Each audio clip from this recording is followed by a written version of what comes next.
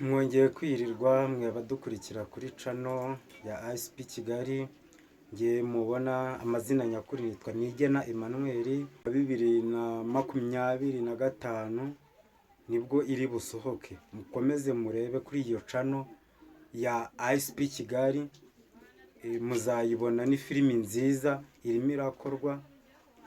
Izatindamo kubera ko igomba kuza imeze neza, tugenda dukosoramo amakosa amwe namwe mubona mu zindi, iri kiburamo n'icyo twakongeramo, kandi turabakunda cyane, kandi nishimiye yuko mwamaye umwanya wo kandi mwibuke gukanda subscribe.